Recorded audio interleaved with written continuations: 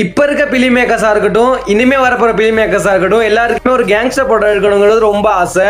அப்படித்தான் எனக்கும். நான் ரொம்ப கேங்ஸ்டர் படங்க பாக்குறது எனக்கு அவ்வளவு ஆசை.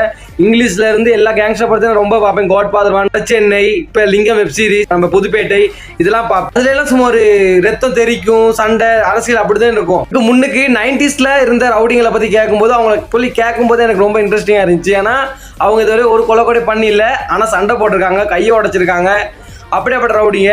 ஆனா அவங்களுக்குள்ள இருக்க எனக்கு அவங்கள அந்த சண்டை போட்டாங்க, அதெல்லாம் இன்ட்ரெஸ்டிங்கா, எனக்கு அந்த இன்ட்ரெஸ்டிங் பாயிண்டா இருக்கல. அவங்களாம் ஒரு செம்ம ஒரு ஜோக்கர் அப்படின்னா ஒரு காமெடியான ரவுடிங்க.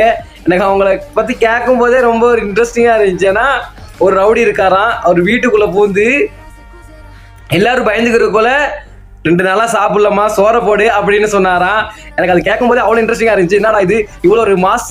இப்போ ஒரு ரவுடினா எல்லாரும் மாசத்தானே பார்ப்பாங்க, கதவை தட்டி எல்லாம் யோசிப்பாங்க, வீட்டுல எல்லாம் பயந்துருக்காங்க, என்ன கேட்க போறான், அடிக்க போறான், நான் 2 நாளா சாப்பிடலாமா, சோறு தாமான்னு கேட்கலாம். அது அப்படி ரவுடி எல்லாம் எங்க இருக்காங்க அப்படின்னு எனக்கு ரொம்ப இன்ட்ரெஸ்டிங்கா இருந்துச்சு.